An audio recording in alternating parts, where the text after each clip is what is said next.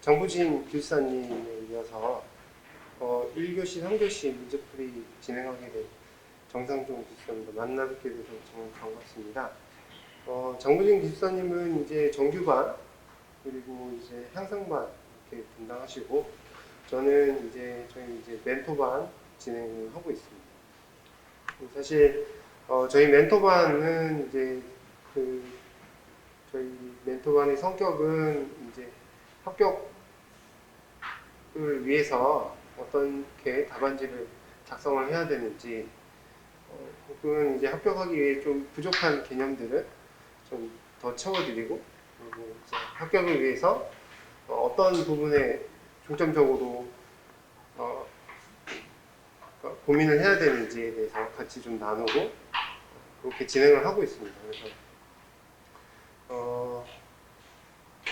기본 개념이 충분하게 습득이 되시고 거기서 이제 실력을 이제 합격하실 수준으로 올리고 싶으실 경우에 이제 멘토반으로 지원하셔서 같이 한 회차 짜여진 커리큘럼에 따라서 이제 학습을 하시면 저희 이제 강사진은 최선을 다해서 여러분들의 합격을 위해서 열심히 도와드릴 생각이기 때문에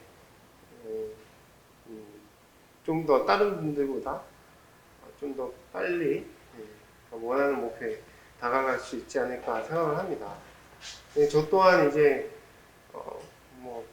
같이 이제 몇 년 전에는 펜을 들고 이제 열심히 노력했고, 근데 이제 혼자 하게 되면 되게 힘들어요. 모든 것은 이제 좀 이제 코치가 필요한 부분이고, 그러니까 제가 이제 수험생일 때 좀 힘들었던 부분들 어떻게 하면 좀 더 빨리 이제 고득점으로 갈 수 있는지에 대한 노하우들을 충분히 좀 전달해 드리고 또 이제 좀 쉽게 그 단계를 점프해서 올라갈 수 있도록 많이 도움을 드릴 생각입니다.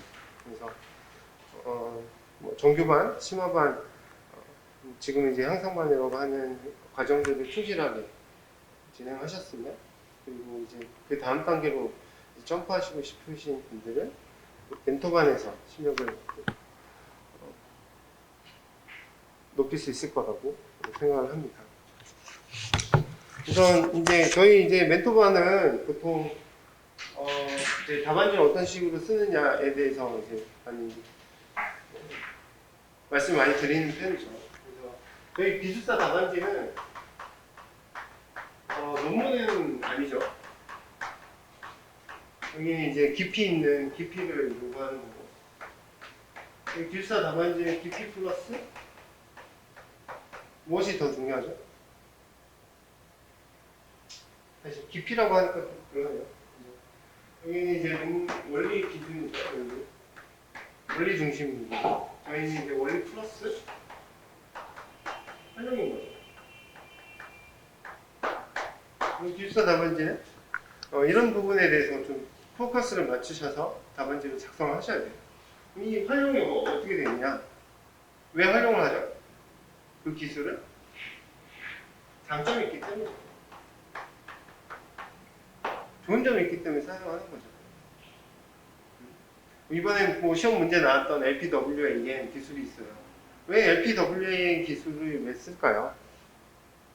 LTE 5G 많잖아요. 좀 빠르고 와이파이 6 엄청 다양한 기술들이 많은데 LPWAN이 갖고 있는 장점 때문에 특별한 부분에 사용을 하는 거죠.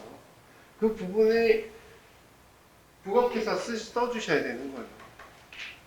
그렇게 아셔야 기술에 대해서 정확하게 아시는 거고 기술사가 요구하는 인재도 빨리 이제 표현이 되실 수 있는 거죠. 그게 이제 답안지에 녹아져 나와요.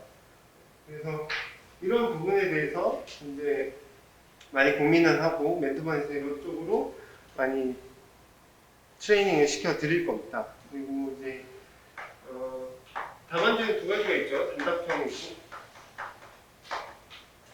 사술형 있습니다.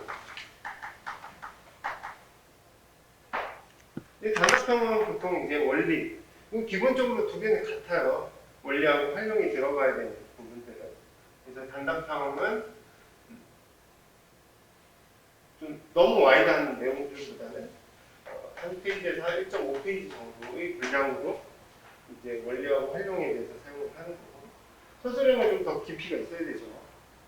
배경까지도 들어가고, 그리고 나서 어떤 이 기술을 사용했을 때의 주의점이나 활용했을 때의 좋은 점에 대해서 좀 더 깊이 있게, 그래서 한 2.5페이지에서 3페이지 정도로 깔끔하게 작성하시면 되는 거죠.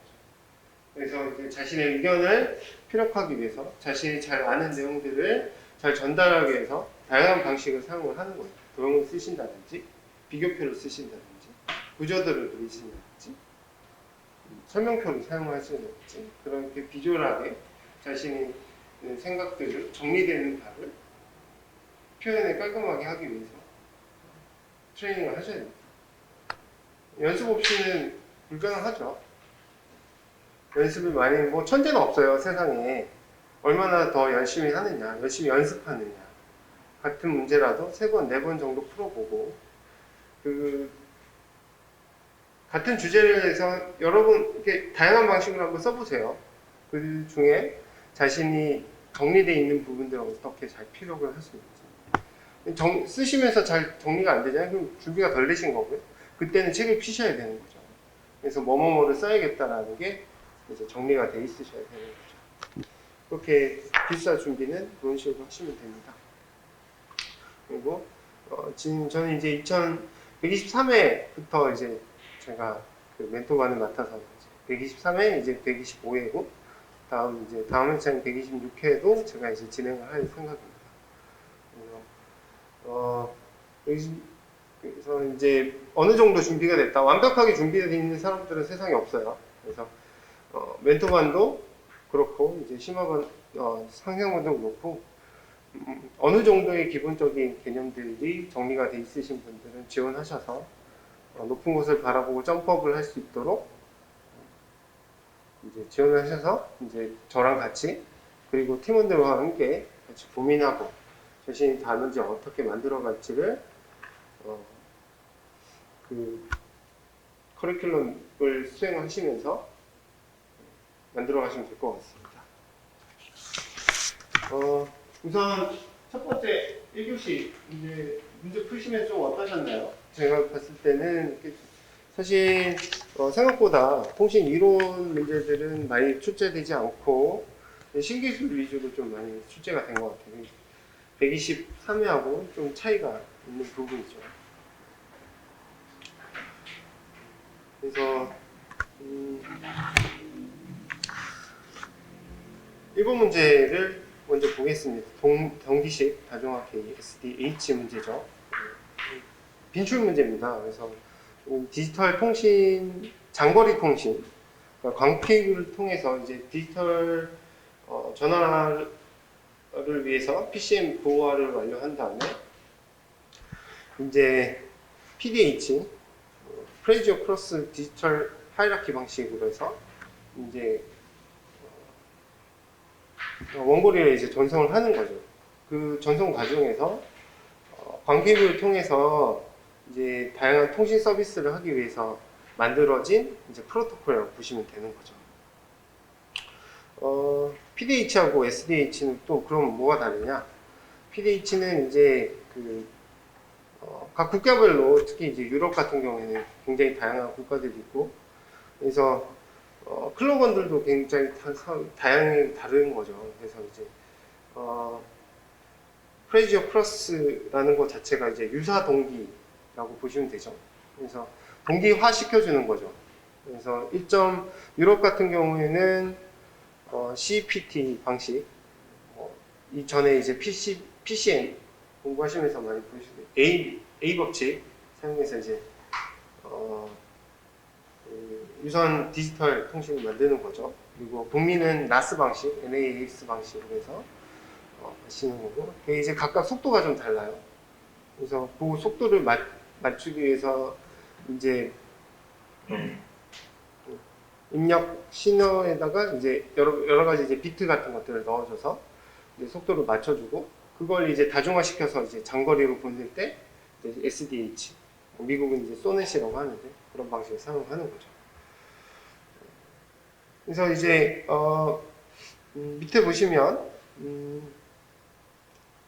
그 그림이 들어가 있죠. 이제 계기가 어떤 식으로 구성이 되어 있는지에 대해서 설명이 들어가 있습니다. 그래서 밑에 보시면 제너레이터라고 되어 있는 이제 구간 발생기, 이제 물리적인 시그널들을 실제로 만들어서 주고받고 하는 거죠. 그 위에 이제 멀티플렉싱이 되는 거고, 그리고 이제 그 위에 패스 레이어가 있어서 서로 간에 결국에는 패스를 열어주고 받아주고 그렇게 진행이 되는 통신 프로토콜이라고 보시면 되죠. 그래서 결국에는 이제 다중화 그 그림 옆으로 보시면 잠깐 보시면 이제 다중화 단계를 다중화 게이라고 하고 TDM 다중화는 전화 교환망에서 교환기와 교환기 사이의 국간 전송로에서 사용된다. 그렇죠? 그래서 이제 제너레이터 사이에서 물리적인 시그널들을 만들어서 보내주고 받고 하는데 활용이 됩니다. 그래서 어떤 트렁크, 그러니까 컨테이너 형태로 이제 만들어주고 거기서 이제 시그널들을 신호들을 받아서 적층한 다음에 보내주는 그런 형태로 이제 구성이 되어 있는 거죠. 그래서 SDH 특징을 보시면 바이트 지향, 그리고 다중화, 역다중화가 단순하다. 그리고 유지 보수가 편하죠. 이제 계층화 시켜서 활용을 하기 때문에 해당되는 계층만 이제 문제가 생겼을 때 봐서 이제 수리해주는 형태로 해서 활용이 가능한 거고, 신뢰성이 있는 이제 망 구성이 가능하고, 그다음에 프레임 반복 주기 유발성, 이 정도가 이제 SDH의 특징이라고 보시면 되죠. SDH하고 소넷하고 이제 비교를 한 비교표를 만들어 드렸는데요. 소넷은 이제 북미 쪽에서 사용을 하는 거죠. 북미 규격이고, 그리고 SDH는 유럽 규격이고. 그래서 DS3 신호, 그러니까 DS1, 2, PDH에서 이제 DS1, DS2, DS3, DS4 이런 뭐 PDH도 결국에는 하이라키니까 그렇게 이제 구성이 되어 있는데 DS3 신호를 컨테인 할 수 있도록 구조를 만들어 놓고 이제 기본 속도는 SDH는 소넷에 비해서 기본적으로 3배 정도 빠르다고 보시면 되는 거죠. 그렇게 이제 규격을 만들어 놨다고 보시면 됩니다. 이번 문제로 가겠습니다. 이번 문제는 신기술 문제가 나왔네요. 블록체인 기술이 나왔습니다. 블록체인 기술은 이제 결국에는 이제 보안 관련된 문제라고 보시면 되는 거죠. 이제 중앙 집중식으로 기존에 있던 이제 이런 그러니까 결국에는 이 블록체인이라는 기술은 이제 트랜잭션 거래가 발생했을 때의 어떤 기록을 해주는 장치라고 보시면 되고, 그걸 이제 블록 단위로 만들어서 체인, 그러니까 여러 개 있는 그 사용자들 사이에 분산해서 보관하는 형태로 해서 기존에 있던 이제 그 중앙은행을 기준으로 해서 거기에 통해 가지고 트랜잭션하는 그런 형태가 아니라 피어2피어, 그러니까 주고받는 사람들 1대1로 주고받고 대신에 그 주고받은 거래 장부는 여러 사람들이 분산해서 보관하는 형태로 이제 관리를 하는 개념인 거죠. 그래서 중앙 집중형보다는 훨씬 더 이제 안정적이에요. 그 안정적이라는 것은 이제 공격을 받았을 때 실질적으로 이제 얼마나 그 피해가 생기느냐를 따지면 이제 기존의 은행 시스템을 봤을 때는 굉장히 큰 리스크를 갖고 있는 거죠. 하지만 이제 블록체인을 통해서 관리를 하게 되면 이런 리스크들을 해지할 수 있는 개념이라고 보시면 됩니다. 그래서 지금 들어가 있는 그림은 잘 표현이 돼 있죠. 이제 기존의 거래 방식과 이제 블록체인 방식이 어떤 식으로 개념적으로 차이가 나는지에 대해서. 그래서 오른쪽에 보시면 장부의 블록하고 체인의 합성으로서 정부의 거래 내역을 투명하게 기록하고 여러 대의 컴퓨터에 이제 복제해서 저장하는 분산 데이터 저장 기술을 얘기한다. 이렇게 보시면 됩니다. 2번 블록체인 핵심 기술 볼게요. 블록체인의 데이터는 두 가지로 구성이 되어 있죠. 이제 헤더하고 바디 로그가 있는데, 이제 바디는 실제적인 거래 내역이 들어가 있는 정보가 들어가 있는 정보가 들어가 있다는 걸로 보시면 되고, 이제 헤더가 있는데 이 헤더에는 이제 해시값, 뭐 비전, 버전 정보라든지 혹은 시간, 뭐 난이도 뭐 이런 것들이 이제 기록이 돼 있어요. 이제 실질적인 이제 블록체인 포맷을 보시면요. 그래서 거기에 이제 들어가 있는 내용들이 이제 해시 함수, 그러니까 무작위로 이제 문자열로 이제 바꿔주는 그런 기술인 거죠. 그래서 이제 위변조를 막기 위해서 해시 함수를 사용을 해서 변환을 시켜주는 거고, 그리고 이제 마이닝이라고 해서 채굴이라는 개념이 들어가는데, 이게 이제 트랜잭션이 일어나게 되면 정보에 대해서 이제 관리가 돼야 되고 업데이트가 돼야 되는 거잖아요. 그때 이제 그러면 이거는 뭐 사람들이 이제 그 정보를 가지고 있는데 이걸 업데이트 해주지 않으면 의미가 없으니까 그 업데이트를 해줄 때 들어가 있는, 근데 또 아무나 해주면 안 되는 거고, 그래서 이제 복잡한 알고리즘을 통해서 이제 그 업데이트를 할 수 있도록 해주는 거고, 거기서 이제 생기는 부산물을 이제 비트코인 같은 걸로 이제 주는 거죠. 그래서 가상화폐를 사용하기도 하고 하는데, 여튼 이제 그러한 이제 트랜잭션이 사용할 때 이제 기록하는 과정에서 사용되는 각 개인들, 피어라고 하는 개인들의 어떤 노력이나 이런 시간들, 이런 것들을 기반으로 하는 게 되는 거죠. 그리고 이제 전자 서명 기술이 들어가는 거고요. 실질적으로 계약자 소유주가 맞는지에 대해서 그런 기술들이 들어갑니다. 첫 번째 있는 P2P 네트워크는 피어2피어로 1대1 통신이 되는 거죠. 중앙에 이제 중앙은행 시스템을 사용을 하지 않고 각각 개개인 간의 거래가 이루어지는 형태가 되는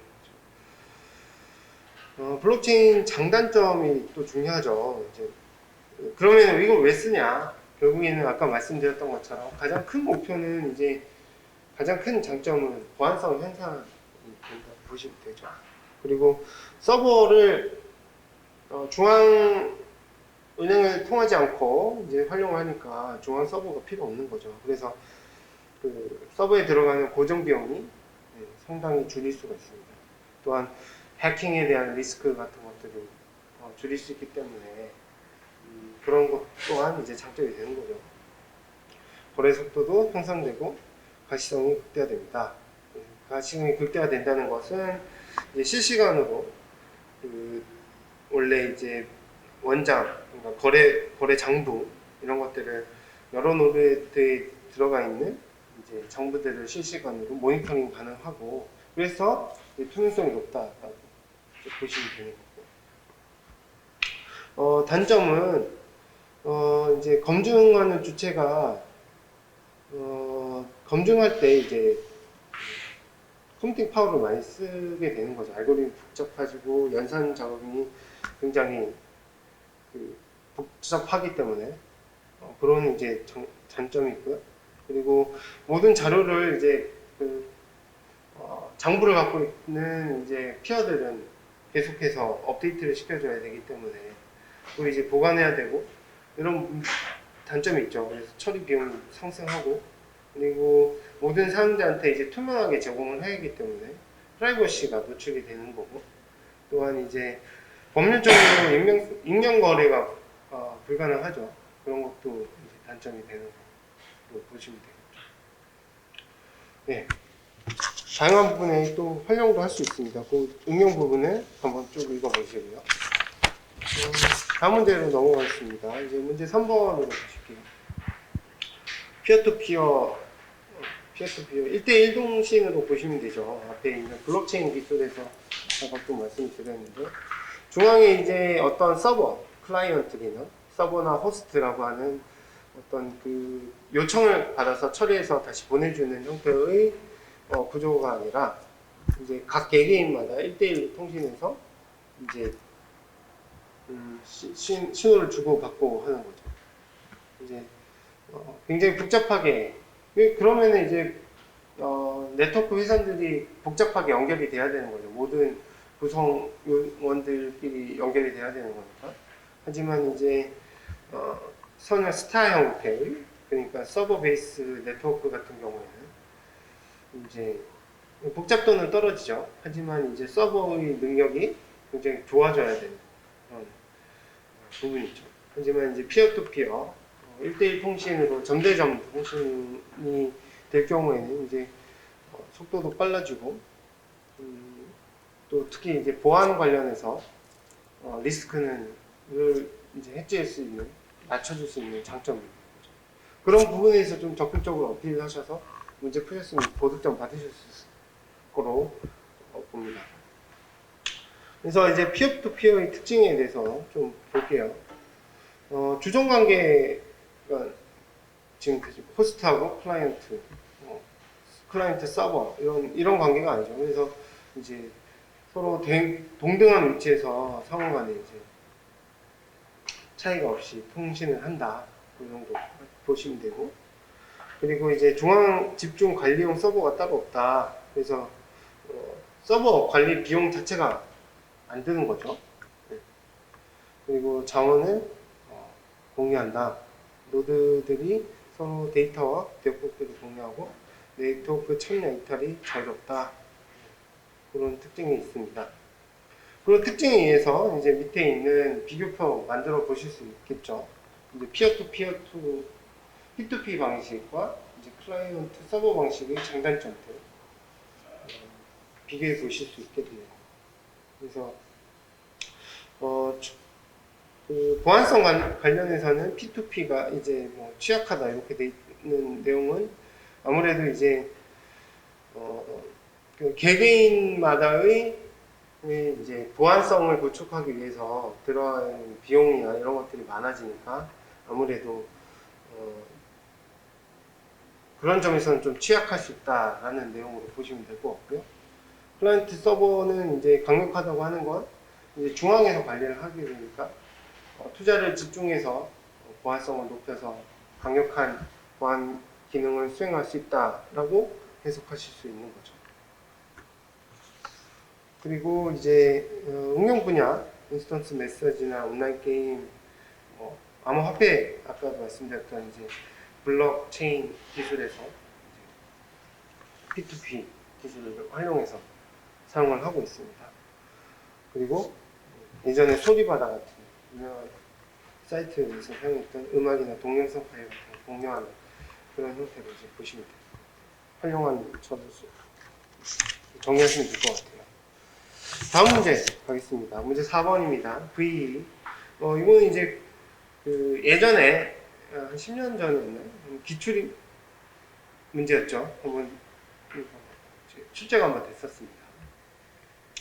V는 이제 밸류 엔지니어링 해서 이제 가치 자체를 높여주는 거죠. 가치를 높이는 방식에는 두 가지가 있겠죠. 이제 기능을 향상시키는 방식, 비용을 낮추는 방식. 그 두 가지를 활용해서 어떤 이 사용자가 생각하는 그 가치에 맞출 수 있도록 이제 엔지니어링을 해주는 거죠. 그래서 유형을 보시면 비용 절감형이고, 그리고 기능 향상형, 가치 혁신형, 기능 강조형 이렇게 있습니다. 그래서 어떤 형태의 밸류를 목표로 하는가에 따라서 이제 비용을 감소시키느냐, 증가시키느냐, 혹은 기능을 강조하느냐, 기능을 제거해주느냐, 그런 것들을 할 수 있는 거죠. 그래서 아래 보시면 이제 적용 시기를 보시면 이제 설계단에서 V 활동이 있을 거고 시공단에서 V 활동이 있는 거죠. 그래서 사실은 이제 대부분의 V는 이제 설계단에서 다 반영이 되는 거죠. 그래서 이게 지금 현재 만들고자 하는 그 어떤 뭐 건축물이 될 수도 있고 아니면 제조물이 될 수도 있고 설계단에서 생각하는 목표하는 목적에 따라서 이제 엔지니어링을 해서 디자인을 해주는 거죠. 이 가장 큰 효과는 이때 이제 나타난다고 보시면 되고요. 시에도 비 활동을 계속 할 수가 있는 거죠. 그래서 공정을 축소화시킨다든지 그런 형태의 활동을 할 수가 있는 거죠. 그래서 이제 비교는 이제 설계 단계에서의 B와 이랑 그다음에 시공 단계에서의 V 두 가지로 변경해서 비교표를 구성하실 수가 있겠네요. 이 문제는 이제 과거에도 나왔고 이번에 또 한번 나온 이제 중요한 이슈입니다. 그래서 V 파트는 꼭 이제 정리를 한번 해두시는 게 좋을 것 같고요. 이제 어떤 정의가 무엇인지 그리고 어떤 종류가 있고 그때 이제 포커스해야 되는 것은 무엇인지 그리고 이제 설계 V하고 시공 V하고 또 비교해 줄 수 있는 비교표 정도 정리해 주시고 그렇게 해주시면 좋을 것 같습니다. 문제 5번으로 넘어가겠습니다. 문제 5번도 이제 빈출 문제죠. 빈출 문제 ITS, 그러니까 Intelligent Transport System, 그러니까 지능형 교통 체계 시스템 하위 항목 중에 하나인 거죠. 다시 그 윗단으로 상위 카테고리를 보시면 이제 LBS, 그러니까 로케이션 베이스 시스템 서비스에서는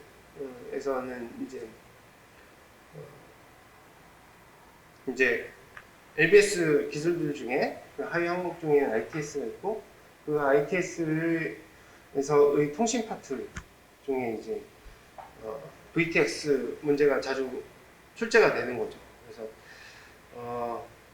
상위 항목들부터 쭉 이제 카테고리들로 해서 이제 좀 정리를 해두시는 게 중요하죠. 그래서 VTX는 V2X는 이제 빈출 문제니까 이번에도 빈출 문제가 나서 이제 꼭 이 부분은 이제 정리를 해두시는 게 중요하죠. VTX에서 X는 이제 everything이죠. 그래서 거의 V에 이제 vehicle도 들어있을 있고, person, infrastructure, 그리고 network까지 해서 이제 한 4개 정도로 정리해서 이제 vehicle이 이제 그러니까 자동차인 거죠. 자동차가 이제 어떤 디바이스들하고 통신을 하느냐, 개체들하고 통신을 하느냐에 따라서 이제 VTX가 결정이 되는 거고. 그러면 CVTX, 셀룰러 기반의 VTX라는 거죠. 그래서 이제 4G, 5G의 그 셀룰러 이동 통신망을 활용해서 하는 통신 방식이라고 보시면 됩니다. 그래서 우선 이제 셀룰러 방식은 3GPP, 그러니까 LTE 진영에서 사용하는 이제 표준 단체죠. 3GPP의 릴리즈 14번부터 이제 VTX가 채택이 됐습니다. 그래서 실질적으로 LTE 기술 자체를 VTX에 활용하겠다라는 거죠. 그래서 근본적인 이제 타겟은 뭐냐? V2X의 근본 타겟. 자율주행이겠죠. 그리고 그래서 VTX를 통해서 이제 향후에는 결국에는 이제 자율주행까지 연결해서 이제 언급을 하실 수 있을 정리를 좀 해 두셔야 되거든요. 여기서 이제 요소기술 부분으로 한번 보겠습니다.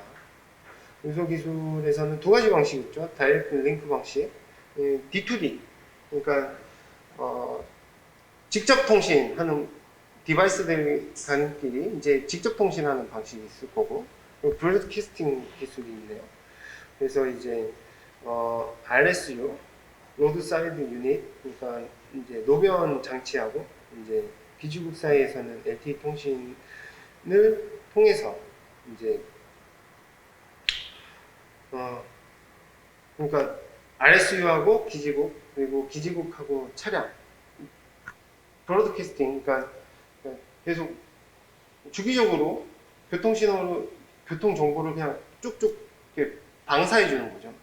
그래서 그 RSU를 통과하거나 혹은 이제 기지국을 통과하면서 그 LTE 통신을 기반으로 해서 그 도로 정보라든지 이런 것들을 이제 수신을 하는 그런 기술이 되겠습니다. 그래서 비교는 뭐 웨이브, 뭐 LTE, 5G 베이스로 하고 있는 5G V2X로 해서 좀 비교를 해주시는 속도 같은 거 이런 거 하고 이제 reliability, 신뢰성이 어느 정도 되느냐 이런 거를 포커스를 맞추셔서 이제 비교를 해주시면 되는 거죠. 좀 길어지네요. 그래서 속도를 조금 내겠습니다. 퍼셉트론, 이 기술은 이제 딥러닝 기술의 어떤 베이스 기술이라고 보시면 되는 거죠. 그럼 딥러닝, 우리가 딥러닝은 왜 쓰는 거죠? 결국 AI를 하기 위한 거죠. Artificial Intelligence, 그러니까 인공지능을 통해서 네트워크를 좀 더 효율적으로 이제 활용하겠다는 거죠. 이제 뭐 우리 기술사 공부하면 다 이제 지금 최근에 우리 어떤 트렌드를 얘기하는 거죠. 그래서 뭐 AI 기술이라든지 AI 기술 나오면 왜 AI를 쓰는 거죠? 바로 빅데이터 때문인 거죠. 데이터 양이 굉장히 비정형화돼 있고 불규칙한 데이터들이 굉장히 많아지고 이런 것들을 사람이 일일이 다 이제 처리하기 힘드니까 결국 AI 기술을 활용해서 사용을 하는 거고, 같이 말씀해 주시면 뭐 클라우드 기술이라든지 SDN 기술 같은 것도 같이 말씀해 주셔야 되는데, 여기는 이러한 기술들을 그 요소 기술인 거죠. 퍼셉트론 이제 AI로 가기 위한 이제 기계가 이제 학습을 해야 되는 머신러닝을 위해서 딥러닝 기술이 필요한 거고, 이 딥러닝을 하기 위한 베이직 기술이 이제 퍼셉션, 이제 자각 이런 뜻인 거고, 이제 뉴런 이제 뇌 신경 구조를 이제 뉴런이라고 하는 건데, 이걸 이제 삽성해서 퍼셉트론이라고 하는 거고, 여기는 이제 어떤 그 입력값들을 받았을 때 센서를 통해서 이제 데이터들을 수집을 했을 때 이것이 이제 실질적으로 어떤 무엇이 맞는지 틀리는지 어디에서 사용을 하는 게 맞는지 이런 것들을 판단하는 그런 이제 알고리즘이 되는 거죠. 그 알고리즘을 이제 활용하는 그 알고리즘을 이제 퍼셉트론이라고 하는 거고. 그래서 이제 인간의 뇌 신경 구조하고 굉장히 유사하게 만들어 놨습니다. 그래서 입력되는 데이터들을 이제 가중치를 둬서 판단할 수 있도록 만들어주는 거죠. 그래서 이런 그 퍼셉트론들을 다층으로 구성이 되어 있는 걸 이제 다층 퍼셉트론 MLP라고 하는 거고, 이 MLP를 통해서 머신러닝, 그러니까 딥러닝의 기술을 실현한다고 이렇게 보시면 됩니다. 문제 7번으로 넘어갈게요. 문제 7번은 라이다가 나왔네요. 라이다. 그래서 이제 결국에는 위치 정보를 찾는 거죠. 이것도 이제 신기술로 보시면 되는데, 결국에는 그러니까 그 라이트, 그러니까 신호, 그러니까 그러니까 광대역대, 광을 사용하는 대역들, 테라헤르츠 대역의 어떤 시그널을 통해서 이제 그러니까 빛을 쏘고 나서 그게 이제 반사되는 시그널을 받은 다음에 이게 시간을 계산해서 이제 반사되는 시간을 계산해서 이제 거리를 측정하는 거죠. 그래서 이제 위치 정보를 이제 계산하는 방식에는 몇 가지가 있죠. 뭐 기본과에서 나는 AOA 방식 있고 QA 방식 있고, 타임 오버 얼라이벌, 앵글 오버 얼라이벌, TDOA 세 가지 정도로 이제 정리해 주시면 되는 거죠. 그래서 이제 이건 디플러스 타임 디플러스 방식이고, 이제 타임, 그러니까 여기서 싸서 얼마만큼 이렇게 받느냐. 그래서 위치 정보를 이제 수집하는 방식인 거죠. 그래서 얘는 이제 TOA 방식이라고 보시면 되죠. 이제 실질적으로 UWB 이런 기술에서는 이제 RF 기술을 사용하는 거죠. 라이다는 뭘 써요? 방식을 쓰는 거죠. 그렇게 이제 정리를 하시면 되는 거죠. 그래서 결국에 이거 왜 쓰냐? 이제 자율주행 때문에 하는 거죠. 그래서 자동차 이렇게 진행할 때 역차랑 얼마나 차이가 나는지, 거리가 얼마나인지 계속 주기적으로 모니터링을 해야 되는 거죠. 갑자기 이제 끼어들거나 하면 이제 급제동을 한다든지, 아니면 주변에 자동차가 없을 때 가속도를 붙인다든지, 그렇게 활용을 할 수가 있는 거예요.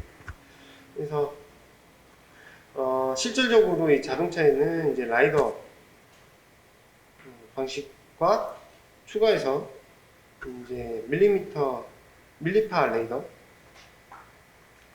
그리고 이제 카메라, 이 세 가지를 조합해서 지금 사용을 하고 있는 거죠. ADAS에서 활용을 한다, 이렇게 정리를 해서 정리하시면 됩니다. 다음 페이지로 넘어가겠습니다. 문제 8번으로 넘어갈게요. LPWAN 기술입니다. 좀 굉장히 중요한 기술인 거죠. LPWAN 기술에서 가장 유명한 표현인 거죠. 이제 스루퍼하고의 어떤 거리에 대해서 이제 통신을 이제 나눠볼게요. 여기가 이제 거리가 되는 스루프 꺾고 구분을 해볼게요. 이제 거리는 짧지만 속도가 높은 대역들 기술들이 와이파이 할 수가 있겠죠. 80.11 지금 현재 AX AY 이런 부분들은 이제 거리가 불과 우리가 실제적으로 사용하는 한 20m? 속도가 좀 떨어지면 한 50m 정도 쓸 수 있는 거고. 그리고 이제 이런 거는 이제 멀티미디어, 그러니까 영상을 유튜브로 보신다든지, 넷플릭스로 영화를 보신다든지, 이런 컨텐츠는 이런 멀티미디어 환경에서 사용하는 거 보시면 되는 거고, 근접 거리에서 사용하는 통신은 훨씬 더 다양하죠. 가장 유명한 건 이제 BLE 같은 거, GP. 이건 뭐가 있을까요? 또 RF 갈기, 이런 태그 형태 물이 활용할 때 이런 기술들이 있을 거고, 거리는 넓고 이제 속도가 많이 나오는 2G나 5G 이런 말씀하실 수가 있겠죠. 근데 실질적으로 LPWA의 영역은 요 영역인 거죠.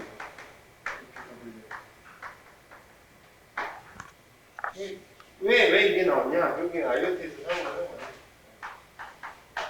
IoT, 인터넷 오브 띵스 센서들, 그러니까 수많은 센서들을 여기서 사용하는. 왜 요걸 사용하죠? 요걸 사용하죠? 거리가 넓으면 기지국 많이 나죠. 기지국 숫자 때문에 그게 치는 거죠. 거리가 많이 나야 특히 야외. 실내에서는 기지국들을 많이 쓸 수 있어요. 왜 그렇죠? 전원. 고정적인 전원이 여기서는 쉽게 공급이 되는 거예요. 실내에서. 기본 인프라가 야외에서 기지국 세우는 게 쉬워요? 안 쉽죠? 네. 전원을 땡겨와야 되고 관리를 하기가 힘들어요. 그래서 기지국을 야외에서 많이 쓰면서 다 비용이 있는 거잖아요. 거리가 많이 나오면 얘를 많이 안 써요. 비용이 훅 주는 거죠. 그래서 LPWAN 기술을 새로 개발을 한 거죠. 그래서 기술에는 몇 가지가 있죠. 가장 유명한 건 뭐 있죠? 로라. 또 하나 CMDS. 로라 외에는 어떻게 ISM 사는 거죠. MBIT, LTE 없는 얘는 비면허고 얘는 면허되고요. 그래서 비면허되어 사용이 안 돼도 되는 거잖아요. 네, 무료로 사용할 수 있는. 왜? 주파수를 무료로 쓸 수 있으니까. 근데 LTE 대역을 쓰니까 LTE 대역을 갖고 있는 이 라이센스를 갖고 있는 회사한테 사용료를 내야 되는 단점이 있죠. 그래서 통신료 관점에서는 얘가 더 비싼 거죠. 통신료 관점에서는 얘가 더 저렴하고. 대신에 인프라 투자에 대해서의 관점에서는 어떻게 돼요? 얘는 다 새로 다 깔아야 되는 거예요. 그래서 초기 인프라 설치 비용이 훨씬 더 높고, 대신 얘는 어떻게 돼요? LTE 인프라를 활용하니까 초기 비용이 그렇게 들지 않는 거죠. 그래서 얘는 어디에 생산됐다? 이렇게 되고, 얘는 여기 플러스랑 KT에 있다. 지금 잘 되느냐? 둘 다 잘 안 된다. 왜? 결국에는 컨텐츠 싸움이고 킬러 컨텐츠는 아직 확보하지 못했기 때문에 그렇다고 보시면 되죠. 근데 이제 실질적으로 LPWAN에서 이 두 가지 기술들은 보통 한 100km bps 이동성 지원돼야 안 돼요? 이동성이 안 되는 문제점이 있죠. 이동성이 필요한 센서들이 필요할 거 아니에요. 이동성, 모빌리티가 지원이 되는 어떤 게 있죠? 결국에는 차량용 솔루션 같은 것들이 있는 거죠. 그런 대역을 위해서 새로 만들어진 규율이 있어요. LTM. 오메가 BPS까지 기능이 돼서 얘는 이동성이 확보가 되는 거죠. 그래서 결국에는 이제 LPWA를 세분해서 이제 기술들을 적용해서 활용할 수 있는 거죠. 대신에 모빌리티가 지원이 되지만 대역폭도 그만큼 많이 사용하고 주파수도 그만큼 많이 사용하는 거죠. 그래서 사용료가 너무 높다 이렇게 잘 해주시면 돼요. 특히나 이제 LPWAN 기술은 미래 기술로서 지금 현재도 계속 이제 성장하고 있는 기술이고 향후에도 계속 이제 치고 올라갈 기술입니다. 결국에는 이제 5G도 이제 IoT 기술, IoT의 세계를 어떤 식으로 흡수할지에 대한 고민에 의해서 이제 만들어진 그것 또한 이제 하나의 중요한 카테고리를 보는 거예요. 그래서 IoT는 계속해서 이제 진화가 되고 발전이 될 기술이기 때문에 LPWA는 뭐 서술형에서도 나올 수 있고 다음 회차에 뭐 LPWAN으로 질문하긴 했지만 그 하위 카테고리인 거 로라를 질문할 수도 있고 NB-IoT를 질문할 수도 있고 LTM을 또 질문할 수도 있어요. 그래서 정리 굉장히 잘 해놓으셔야 돼요. LPWAN 파트는 그렇습니다. 그 정도 정리를 해주시면 될 것 같고 시간이 좀 되면 이제 뭐 로라의 통신 방식이라든지 혹은 NB-IoT 통신 방식도 설명해 드리면 좋긴 하지만 다음 또 다른 문제들이 많아서 일단 이 정도만 정리하도록 하겠습니다. 메타버스 문제가 나왔죠. 이건 굉장히 핫한 기술인데 이제 메타라는 게 뭐 더 초월 뭐 이런 거고 버스는 이제 다른 교통에서 사용하는 뭐 버스가 아니고 유니버셜의 버스인 거죠. 그래서 이제 현실 세계를 초월한 뭐 이런 개념으로 해서 그 세상을 한 번 더 바꿀 그런 기술로 이제 많이 주목을 받고 있죠. 특히나 이제 코로나로 인해서 이제 비대면 비즈니스들이 굉장히 활성화되고 그래서 이제 메타버스 관련된 기술들은 계속해서 이제 발전할 거라고 예상이 됩니다. 그래서 뭐 VR, AR, MR 뭐 이런 서비스들이 많이 이제 개발이 되는 거죠. 최근에 뭐 LG 플러스하고 이제 통신사들 메타버스 관련된 얼라이언스 조직해서 이제 생태계들이 많이 구축을 하려고 하는데 이 메타버스를 말씀하시면서 이제 여기 유형에 보시면 이제 증강 현실이라든지 라이프 로깅이라든지 거울 세계, 가상 세계 이런 것들 설명해 주셔도 되는데 실질적으로 이 에코시스템에 대해서도 설명을 하셔야 될 것 같아요. 이 에코시스템은 이제 메타버스가 뭐다라고 얘기하는 것도 좋지만 여기는 이 생태계를 말하는 하드웨어, 이제 소프트웨어 이제 하드웨어는 이제 뭐 오큘러스나 글래스 같은 거 써가지고 이제 실질적으로 이제 오감을 만족시킬 수 있도록 이제 가상 세계에서도 이제 현실 세계와 동일하게 느낄 수 있는 감각적인 부분들을 다 채워줄 수 있도록 해야 되거든요. 이 소프트웨어 부분은 굉장히 다양하죠. 이제 서버부터 시작해서 서비스. 또 얘는 이제 뭐 이제 그러니까 이제 하드웨어에서 뭐 글래스 같은 그런 것뿐만 아니라 이제 통신 회선.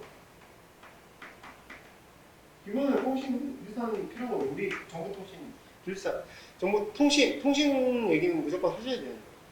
그래서 이제 소프트웨어는 이제 서버 기술하고 이제 콘텐츠 이런 것들을 말씀해 주셔야 되는 거죠. 그래서 실질적으로 뭐 이렇게 끊김없이 이제 4K 이상의 어떤 콘텐츠를 안정적으로 이제 전송하기 위해서 이제 액세스 망의 기술이라든지 이제 액세스 망의 기술도 여러 가지가 있겠죠. 유선이랑 유선은 이제 광통신 FTTH 기술이라든지 이런 폰 기술 같은 것도 꼭 언급해 주시고 우선에서는 와이파이 6라든지 5G 이런 부분 말씀을 해주시고 이제 코어 쪽에서는 대부분 이제 광통신인 거죠. 그래서 400G, 800G 이런 그 고속의 이제 통신 회선을 이제 지원을 해주는 부분에서 꼭 언급을 해주시면 될 것 같습니다. 문제 10번으로 갈게요. FIDO, Fast Identity Online. 그래서 이제 이제 이 기존의 이 디바이스들을 이제 로그인할 때는 암호, 그러니까 사용자 아이디와 패스워드 방식을 사용을 했었는데 이제 생체 기술을 통해서 이제 더 한 단계 높은 이제 보안성을 제공을 해주는 그런 기술이라고 보시면 됩니다. 그래서 두 가지 방식이 있죠. 이제 지문 인식 기능을 통해서 결제하는 UAF 기술. 그래서 이제 뭐 예를 들면 이제 삼성페이 같은 그런 방식이 있을 거고 U2F 프로토콜이 있습니다. 그래서 기존의 아이디하고 비밀번호를 통해서 뭐 추가로 뭐 이메일 인증이라든지 아니면 뭐 문자 인증이라든지 이런 형태의 어떤 방식 두 가지 방식이 있다는 거 좀 정리해 두시고요. 그리고 이제 지금 현재 버전의 1.0 버전에서 2.0 버전으로 이제 업그레이드 될 예정이라고 보시면 됩니다. 그래서 웹브라우저까지도 이제 같이 통합해서 쓸 수 있다. 이렇게 정리를 하시면 될 것 같고요. 문제 11번 가겠습니다. 이제 샤논 정리 얘기가 나는데요. 샤논의 1정리는 그런 거죠. 이제 무선실 압축을 시키는 방식이 있죠. 허프만 코딩이라든지 이런 방식을 사용을 했을 때의 이제 최대 도달 가능한 이제 한계가 있다. 이런 게 이제 1 정리가 되는 거고 2 정리는 이제 오류를 줄일 수 있는 에러 정정 방식은 반드시 존재한다. 그리고 마지막 3 정리가 문제에 나왔던 이제 채널 용량을 계산하는 방식인 거죠. 특히 이제 3 정리에서 가장 중요한 이슈는 이제 나이키스트 정리하고 채널 용량 계산하는 방식과 이제 샤논이 채널 계산하는 방식이 다르죠. 뭐가 결정적인 차이는 이제 잡음이 존재하는 환경과 그렇지 않은 환경 그 두 가지가 있는 거죠. 그래서 잡음이 존재할 때는 잡음이 없으면 이제 나이키스트 채널 용량의 관점에서 봤을 때는 이제 밴드위스를 무한히 높이면 채널 용량도 무한히 커진다 이렇게 볼 수가 있지만 잡음이 존재하는 한에서는 밴드위스를 무한히 크는 건 의미가 없다. 왜냐하면 잡음도 같이 무한대로 커지기 때문에 채널 용량이 커질 수 없다라는 게 이제 그 샤논의 정리가 훨씬 더 현실적이라는 거죠. 그래서 문제 푸실 때는 여기 들어가 있는 이제 공식 있죠? 요 공식에 의해서 대역폭을 계산해서 이제 작성을 해주시면 되는 거고, 그래서 2MHz, 약 2MHz 정도 나온다라는 정도로 이제 작성해 주시면 이제 될 것 같습니다. 그래서 이 샤넌은 이제 디지털 통신에서의 어떤 핵심적인 개념들을 많이 만들어낸 사람이죠. 그래서 샤넌의 채널 정리, 그리고 1, 2, 3 정리는 꼭 정리를 해두시고, 샤넌이 갖고 있는 채널 용량에서 갖고 있는 의미, 잡음이 존재하는 환경에서의 채널 용량이 어떤 나이키스트 대비 어떤 의미가 갖고 있는지를 꼭 정리를 해두셔야 됩니다. 다음은 힐버트 변환, 힐버트 트랜스폼인데요. 이 힐버트 변환은 이제 실수 신호, 그러니까 복소수 평면에서 이제 실수가 있으면 이제 허수를 쉽게 계산해내고, 허수가 있을 때 부분을 어떻게 계산해내는지를 편하게 만들어주는 이제 변환 트랜스폼이라고 하시면 돼요. 결국에 이제 신호를 해석하는 거죠. 그래서 이제 복소 신호로 쉽게 변환이 되니까 이제 캡처 가능한 시그널이 있을 때 그 시그널을 통해서 이 주파수의 흐름에 따른 이 신호의 전체 진폭의 크기라든지 위상 같은 걸 쉽게 계산해 돼 있는 때 활용을 하는 게 뭐라고 보시면 되는 거죠. 그래서 뭐 비교표를 만약에 넣으신다 그러면 퓨리에 변화는 이제 시간축의 영역에 있는 신호를 이제 주파수 영역으로 이제 신호 해석을 위해서 변환시켜주는 그런 개념인 거죠. 그래서 서로 두 가지를 비교해 가시면 고득점을 받으실 수 있을 것 같습니다. 마지막 문제로 가겠습니다. 13문제 DHCP 문제예요. Dynamic Host Configuration Protocol이라고 해서 이제 자동으로 이제 동적으로 주소를 할당하는 프로토콜인 거죠. 이게 왜 나왔죠? 이게 IPv4 얘기를 하셔야 되는 거죠. IPv4는 주소 부족 문제가 있는 거죠. 총 뭐 32억 개 정도밖에 사용을 할 수 없다. 그래서 지금 현재의 폭발적으로 늘어나는 이 인터넷 사용하는 디바이스들을 수용하기 힘들고, 그것들을 이제 단기적으로 개선하는 방법은 뭐가 있죠? 지금 여기 문제에서 나오는 DHCP 문제 방식이 있을 거고, NAT 방식도 있고, 클래스리스 방식도 있는 거죠. 근본적으로 해결하는 방식은 거의 무한대의 주소값을 제공하기 가능한 IPv6로 이제 전환을 해주는 방식인 거죠. DHCP의 뭐 그림에서 잘 나타냈지만 어떤 클라이언트들이 이제 DHCP 프로토콜을 통해서 DHCP 서버 쪽에다 날려주면 그 IP를 자동으로 이제 할당을 받아서 그 이후부터는 활용할 수 있는 거죠. 그래서 이제 장점으로 보시면 효율적으로 IP 관리가 가능하다. 그리고 네트워크 연결 설정 시간을 단축할 수 있고, 그리고 인증 과정이 없다. 그리고 이건 이제 단점이 되는 거죠. 인증 과정이 없는 거랑. 그 다음에 DHCP 서버가 다운되면 인터넷 사용이 불가능하다. 그 정도 이제 장단점 정리해 두시면 될 것 같습니다. 서술형 평조식 문제 풀이로 넘어가도록 하겠습니다. 첫 번째 문제, 싱글 모드 파이버의 선형, 비선형 전송 특성을 설명하고 장거리 대용량 전송 방안을 설명하시오. 그렇죠? 이제 강통식 문제는 정리할 부분이 굉장히 명확하죠. 이제 강통신의 원리, 그리고 이제 광통신 소자의 특징에 대해서, 그러니까 분산, 손실 특성 이런 것들을 좀 정리를 해두셔야 되고, 그래서 이제 광통신은 굉장히 장점들이 많죠. 일단 기본적으로 이제 대역대가 높으니까, 테라 대역대니까 대역폭이 굉장히 넓죠. 주파수가 높으니까 대역폭이 넓을 수밖에 없고, 그래서 이제 고속통신이 가능한 거고, 노화와 잡음에 강하다 이렇게 보시면 되고요. 여튼 지금 현재 문제에서 얘기하는 거는 선형하고 비선형 전송 특성에 대해서 선형은 뭐냐? 이제 일반적으로 이제 입사하는 이 광통신 전송 자체의 어떤 특징에 대해서를, 그러니까 우선 비선형 특징은 이제 입사 광에 따라서 얘가 영향을 받느냐가 이제 비선형 특징인 거고, 선형 특징은 그게 아니라 그 광 케이블 자체의 어떤 특성을 이제 선형 특징인 거고 나눌 수가 있는 거죠.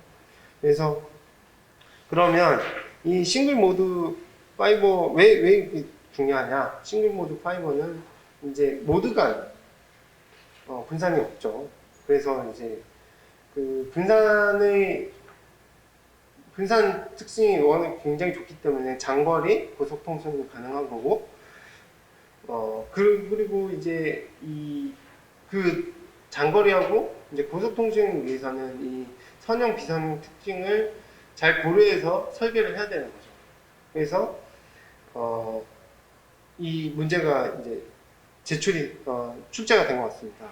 그래서 선형 전송의 특징에는 어떤 게 있냐? 손실 특성은 이제 산란 손실, 흡수 손실. 두 페이지 보시면 고그린 손실, 접속 손실, 분산은 이제 모드 간 분산, 모드 내 분산인데 싱글 모드니까 이제 그 모드 간 분산은 생각 안 해주셔도 되는 거죠. 그리고 이제 비선형 전송 특징은 이제 강한 빛하고 물질하고의 어떤 상호작용에 의해서 발생이 되는 거죠. 그래서 유도 산란, 광캐르 효과 이런 거 정도 정리해 두시면 좋을 것 같습니다. 장거리 대용량 전송 방안을 한번 읽어보시고 이것도 꼭 정리해 두시고요.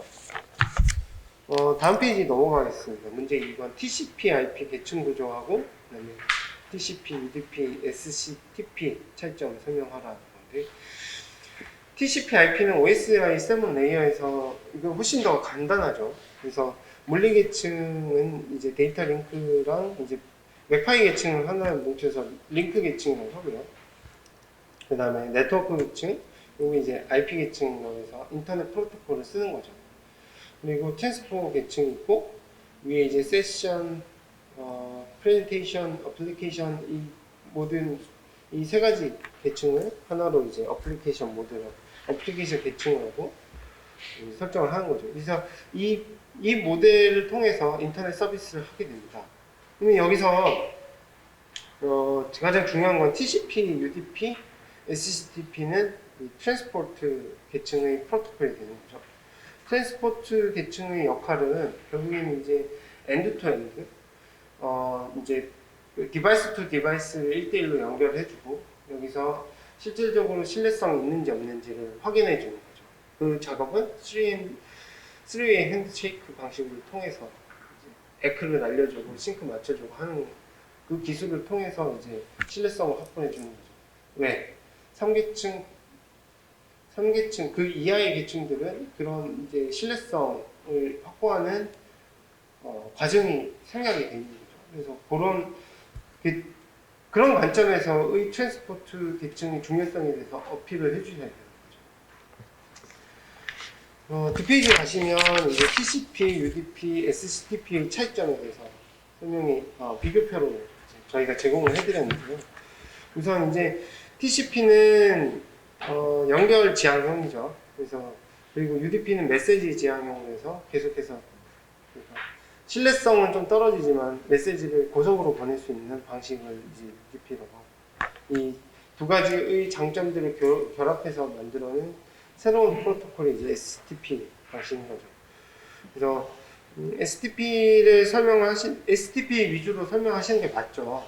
이제 이 기술을 통해서 이제 계속 발전이 될 예정이니까, 특히나 이제 멀티미디어 서비스에 굉장히 장점이 있는 거죠.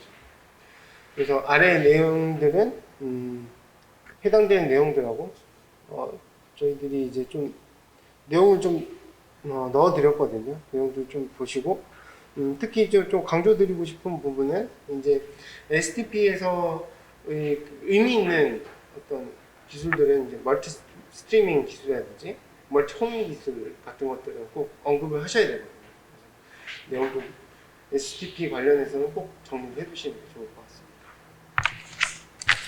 다음 문제는 이제 문제 3번 초고속 정보통신 건물 인증 특등급에 대해서 나왔네요.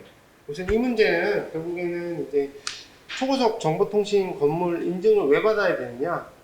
이제 고속통신을 고품질의 고속통신을 제공하기 위한 방식인 거죠. 그래서 이게 국가에서 인증을 해주겠다라는 거고. 그래서 그런 이제 초점에서 했을 때 이제 공동주택이 갖고 있는 어떤 구조에 대해서 통신 구조에 대해서 설명을 해줘야 되는 거죠. 밑에 보시면 이제 외부에서 연결이 되는 들어오는 이제 국선 단자가 있을 거고, 그리고 이게 연결이 돼서 이제 동 단자가 있는 거예요. 동 단자가 이제 아파트 건물이 되는 거고, 그래서 위에서 이제 층간 이제 이 동 단자에서 위로 올라서 이 MDFC로 해서 위로 올라가는 거죠. 여기서는 이제 층 단자입니다.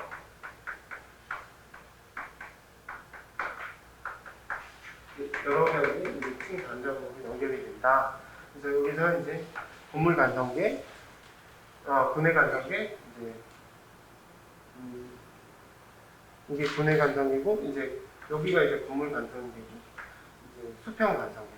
그래서 구조화 되어 있는 거죠. 이 구조를 먼저 그려주시고, 거기에 있는 스펙들을 정리해서 넣어주시면 되는 거죠. 그 그림이 이제 밑에 있는 그림이고, 스펙들은 그 뒷페이지에 어떻게 구성이 되느냐, 방코어가 몇 개가 들어가야 되냐, 이런 것들이 다 스펙으로 다 정해져 있는 거죠. 이 스펙에 만족해야 특등급을 받을 수 있고, 그 특등급을 받음으로 해서 이제 그 보석의 고품질의 통신 서비스가 된다는 것을 인정을 받을 수 있는 좋은 시스템이라고 보는 거죠. 다음 문제입니다. 4번 문제로 가겠습니다. 재난문자 서비스. 재난문자 많이 받으시죠? 이제 휴대폰에서 이렇게. 특히나 이제 코로나 문제가 코로나 관련해서 이제 어느 지역에서 누가 몇 명이나 이렇게 걸렸다는 주기적으로 받으실 텐데 이제 이 통신이 이제 이슈가 되는 결국에 스마트폰으로 이제 받는 건데 스마트폰이 통신하는 방식을 통해서 그 재난 서비스를 받으셔야 되는 거죠. 받는 거죠. 그러니까 이 5G, 4G 그러니까 이동통신이 갖고 있는 이 스펙에서 이 재난 통신을 활용할 수 있는 스펙들이 들어가 있어야 이 표준에 의해서 그 디바이스들이 만들어지고 그 표준에 의해서 이제 쏴줄 수가 있는 거죠. 5G로 넘어가면서 5G에 또한 이 기술이 적용이 된다. 그래서 지금 현재 이 재난문자 서비스는 스마트폰으로만 이제 받긴 했지만 향후에는 이 스마트폰을 넘어서 방송하고 위성까지도 연결이 돼서 이제 텔레비전이라든지 그리고 전광판, 디지털 사이니지죠. 이런 데서도 이 재난 서비스를, 재난 문자를 받아서 이제 전 국민들이 문제가 생겼을 때 빨리 인지할 수 있고 즉각 행동을 취할 수 있도록 서비스를 하는 거죠. 그래서 결국에는 이제 셀룰러 통신에서의 그 프로토콜이 다 맞춰져야 되기 때문에 이 프로토콜 표준을 정하는 기준이 3GPP에서 이 프로토콜 정할 때 결국에는 이제 기본 프레임을 우선 만들어 놓고 국가마다 이제 또 주파수가 조금씩 다르죠. 그 주파수가 다르고 또 이제 제한하고 이제 규제하는 부분이 분명히 다르기 때문에 국가별 규격들이 거기에 추가해서 들어가는 형태로 구성이 됩니다. 그래서 지금 여기 들어가 있는 이 그림은 결국에는 이제 페더럴 얼라트 게이웨이, 그러니까 국가 이제 기관에서 뭔가 이제 이슈가 생겨서 그 게이트웨이로 이제 데이터를 보내주면 이제 국제 표준화 범주, 그러니까 셀룰러 네트워크에서 그 데이터를 받은 게이트웨이로부터 이제 데이터를 받아서 이제 셀룰러 통신을 통해서 이제 각 디바이스 쪽으로 이제 브로드캐스팅 해주는 거죠. 그런 형태의 구성도라고 보시면 되고요. 그리고 디테일로 넘어가셔서 요소 기술과 함께 이제 표준화 동향까지 정리해 주시면 됩니다.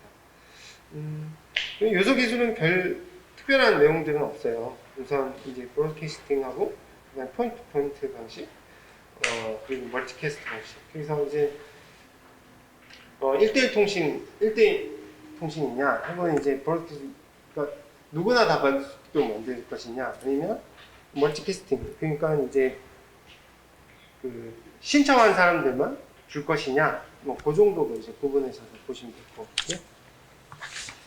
문제 5번으로 가겠습니다. 문제 5번은 5G 기술가고 6G 기술에 대해서 물어보는 문제죠. 그래서 지금 현재 5G 관련해서 가입자들 숫자가 이제 폭발적으로 늘어나지는 않는 상황이고요.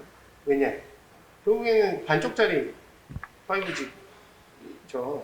특히 이제 5G의 가장 큰 핵심은 이 물리계층에서의 28G 서브넷 이터파를 활용하느냐, 활용하지 않느냐가 문제이고, 또한 이제 네트워크 구조에서 스탠얼론, 그러니까 5G에서 단독으로 사용을 할 수 있느냐, 아니면 4G하고 나눠 쉐어링해서 사용을 하느냐 문제인데, 지금 현재는 아직까지 스탠얼론 사용하지가 않고, 그리고 이제 서브유니파인 이제 28G 대역을 아직 활용하고 있지 않죠. 높은 대역이 이제 새로 할당된 이제 3기가 대역까지만 이제 활용하기 때문에 실질적으로 5G에서 목표에서 통보하고 있는 20기가 BPS 수준의 어떤 통신을 달성하지 못하고 있고, 실질적으로 그러니까 사용자들이 체감하는 속도는 거의 뭐 100메가 수준이라 LTE와의 어떤 차별화가 굉장히 부족한 현실입니다. 그래서 최근에 정부에서 이게 왜 문제인지에 대해서 정리를 했습니다. 그래서 지금 들어가 있는 내용이 그런 거거든요. 이제 지연 속도 자체가 이제 무선 구간만에 대한 것만 이제 고려가 됐다. 실질적으로 사람들이 체감을 하려면 이제 엔드 투 엔드가 돼야 되는 거죠. 그리고 이제 유선망까지도 다 포함이 고려가 돼야 되는 거죠. 그런 것들이 안 돼서 안 된다. 그래서 지금 이제 이동통신은 공부하실 때 다가가셔야 되는 관점은 이제 이동통신이 어떤 식으로 발전이 됐는지에 대한 관점에 대해서 접근하셔야 됩니다. 원지는 뭐 이동통신 자체가 가능하다는 데 의의를 둔 거고, 2G 때부터 이제 디지털 TDMA 방식으로 해서 디지털로 바꾼 거고, 이제 3G 때는 이제 그 가입자를 좀 더 늘리는 CDMA 방식을 3G라고 하죠. 이제 가입자들을 더 많이 늘리는 방식을 이제 채용한 거고, 4G 때부터는 이제 본격적인 멀티미디어 서비스가 해서 대역폭을 늘려주는 OFDMA 기술을 이제 적용이 된 거죠. 이제 5G는 뭐냐? 더 많은 컨텐츠들을 이제 흡수하기 위한 거죠. 그래서 특히나 이제 저지연 특징이 꼭 들어가 있는데, 이 저지연을 활용해서 할 수 있는 것들은 굉장히 많죠. 특히 제어 부분에 특화시킬 수가 있는 거죠. 그래서 이제 자율주행이라든지 이런 것들은 이제 뭐 미리세컨드 단위 이제 제어가 가능해야 이제 그 사고를 방지할 수 있는 거고, 또 특히나 이제 정밀 가공이나 생산 관련된 스마트 팩토리 같은 경우에도 이런 5G 킬러 콘텐츠로 사용할 수 있죠. 그런 관점에서 보셔야 되는 거고, 하지만 그런 킬러 콘텐츠를 활용하기 위해서는 지금 현재 수준의 5G는 한계가 있다. 그래서 6G로 넘어가야 된다는 것들 것들이 정리가 돼서 들어간 답안지에 작성이 되셔야 되는 거죠. 요소 기술이라든지 주요 기술에 대해서는 내용을 이제 추가로 좀 확인을 해보시면 될 것 같습니다. 정리해드린 것들을 한번 쭉 읽어보시면 될 것 같고요. 문제 6번으로 넘어가겠습니다. NMS하고 SDN 기술에 대해서 작성하라. NMS는 네트워크 매니지먼트 시스템을 통해서 이제 원거리에서 이제 네트워크 관리를 해준다는 개념인 거죠. 다수의 EMS 엘리멘트 매니지먼트 시스템을 활용해서 이제 제어를 해주는 거죠. 그래서 이제 장애 관리, 구성 관리, 뭐 계정 관리, 성능 관리, 보안 관리 이런 네트워크들을 총체적으로 관리를 해줄 수 있는 기술이고, 프로토콜은 결국에 이제 뭐 중소형 네트워크는 SNMP 프로토콜 사용하고 대규모는 CMIP 프로토콜 사용하는 거죠. Common Management Information Protocol이라고 해서 그렇게 활용을 하고 있습니다. SDN 기술은 이제 그림으로 나타내시는 게 좋죠. 기존에 있던 기술들은 이제 특히 이제 라우터나 이제 스위치 같은 것들 얘기하는 거죠. 뭐 어떤 지금 망을 통해서 이렇게 가는데 기존에 이제 상계층 라우터나 그런 것들은 전송하고 제어가 같이 이제 이어져 있는 거죠. 제어. 그러다 보니까 이제 굉장히 수가 많아지고 이러면 결국에는 이런 이제 라우터나 스위치를 통해서 가야 되는데 호환이 잘 안 되잖아요. 호환도 잘 안 되고 속도도 느려지고 이런 문제를 통합을 해주는 거죠. SDN을 통해서 많은 그림을 그러한 개념들을 많이 보셨을 텐데 이런 이제 제어할 수 있는 제어부만 이제 따로 빼서 이제 설비로 활용하는 거고 이런 이제 실질적으로 전송하는 전송부만 따로 운영하는 거죠. 그래서 얘가 이 밑에 있는 전송하고 있는 설비들 한꺼번에 관리하는 거죠. 요 통신할 프로토콜을 API, 오픈 API 통해서 이제 제어를 해주는 거죠. 그래서 속도도 높이고 보안성도 높이고 호환성을 높여주는 그런 기술이라고 보시면 되죠. 그럼 왜 MMS가 중요하냐? 결국에는 이제 SDN 기술이 결국에는 이제 지금 현재는 이제 데이터 센터들 위주로 이제 구성이 되어 있는데 결국에는 이제 캐리어판, 액세스망까지도 이 SDN이 확장이 될 것이다. 근데 그런 기술들은 이제 SDN 2.0이라고 하는 거고 2.0에서 주로 필요한 이제 망 관리 기술은 NMS 기술을 통해서 이 망을 관리해 준다. 원거리에서 연결해서 이 객체 그러니까 이 들어가 있는 요소 디바이스들을 모니터링하고 망 전체로 이제 관리한다. 이런 형태로 문제를 풀어주시면 고득점 받을 수 있을 거라고 봅니다. 그 시간이 좀 짧고 이래서 충분하게 문제풀이 그러니까 핵심 위주로 이제 전달을 드렸고요. 나머지 이제 해당되는 부분 구체화시키고 이런 것들은 이제 수험생 여러분들께서 하나씩 부족한 개념들을 채워주시고 그렇게 하셔야 되는 거죠. 기출 문제가 중요한 건 방향성을 얘기하는 거거든요. 결국에는 이제 중요한 부분들이 무엇이냐, 앞으로 트렌드는 어떻게 갈 것이냐는 앞에서 저희 이제 장구진 교수님이 많이 설명해 주셨겠지만 그런 어떤 식으로 트렌드가 진행이 되고 향후에 내가 공부할 수 있는 방향은 어떻게 가야겠다 이런 것들을 좀 본인 스스로 이제 방향을 잡아가시면 좋을 것 같습니다. 저는 이제 해당되는 오늘 문제풀이 중에 궁금하신 사항은 이제 장기사님한테 말씀하셔도 좋고 저한테 하셔도 좋습니다. 저는 이제 정상종 교수까지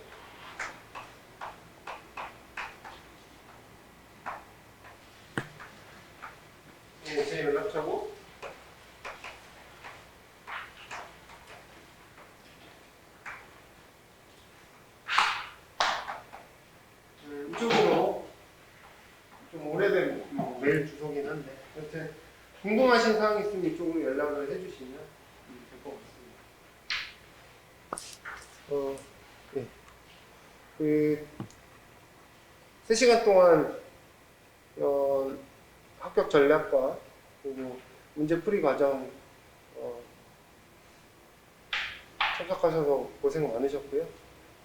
또 이제 다음 회차가 이제 준비 들어가야 되니까 개개인마다 계획 잘 세우셔서 다음 회차 때는 꼭 합격하셨으면 합니다. 물론 이제 이번에 합격하신 분들은 축하드리고요. 네. 이것으로 종료하도록 하겠습니다. 수고하셨습니다.